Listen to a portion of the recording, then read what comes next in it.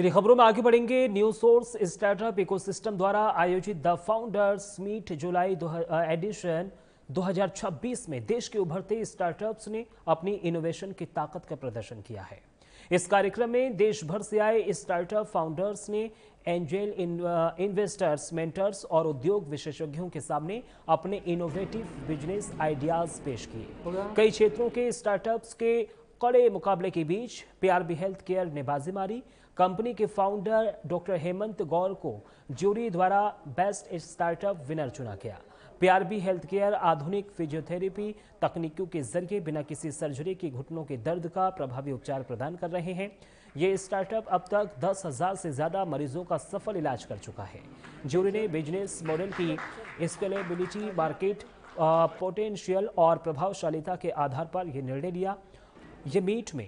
इस मीट में health care के अलावा AI, travel, mobility, technology, FMCG, retail और साइबर सिक्योरिटी जैसे प्रमुख क्षेत्रों से जुड़े स्टार्टअप्स ने अपने अपने बिजनेस मॉडल प्रस्तुत किए। न्यू सोर्स स्टार्टअप इकोसिस्टम्स का मुख्य उद्देश्य देश के उभरते उद्यमियों को सही मार्गदर्शन, मेंटरशिप, फंडिंग और नेटवर्किंग के अवसर प्रदान कर उनके बिजनेस को नई ऊंचाइयों पर पहुंचाना है। देखिए, न्यूसो स्टार्टअप इकोसिस्टम का ये गेटवे है। इससे आप न्यूसो स्टार्टअप इकोसिस्टम में प्रवेश ले सकते हैं। यहाँ पर इन्वेस्टर्स के द्वारा अच्छे स्टार्टअप को सिलेक्ट किया जाता है और उसके बाद जो इन्वेस्टर पूल है हमारा, उनसे 1-to-1 मीटिंग करवाई जाती है। स्टार्टअप इकोसिस्टम, न्यूसो स्टार्टअप इकोसिस्टम केवल यहीं पे खत्म नहीं होता।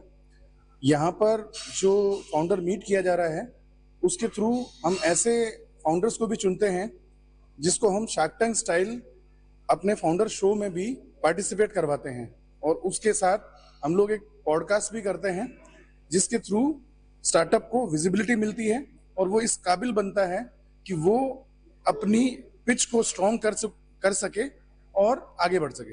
इस तरह के जो स्टार्टअप्स होते हैं, मीटअप होते हैं, वो क्यों जरूरी होते हैं?